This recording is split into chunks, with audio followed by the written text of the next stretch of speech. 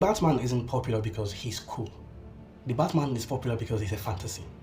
And not the fantasy you think. Hear me out.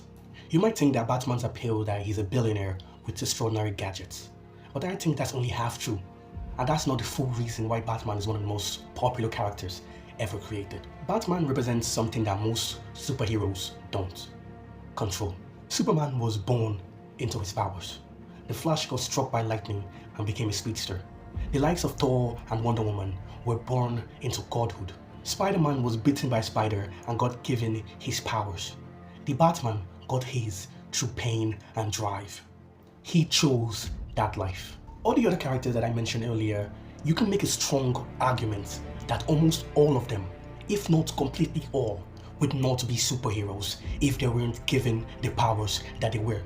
Shazam would not be saving the day if he didn't become Shazam. Barry Allen would not be running around and saving everybody if he didn't get struck by lightning. Bruce Banner would be a history school teacher and not punching aliens in New York City. But Batman chose his life. He went through pain and something unimaginable and decided to do something about it. And that's the fantasy I'm saying, because most people would either be too scared to do it or would have already lost hope after what happened to Batman happened to them. But Batman is a fantasy that if you work hard enough, if you work smart enough, and if you walk long enough, you could stand beside gods. Batman walks into a room with aliens, with monsters, with speedsters, and literal gods, and he still matters. Not because he is stronger than them, but because he learned, he listened, and he adapted, and he refused to quit. And I think that's something that most people connected with, because most of us aren't Superman. Most of us aren't gifted or chosen. But Batman suggests something comforting, that determination and drive could matter as much as luck or being born into royalty. And that's why Batman survives almost every generation.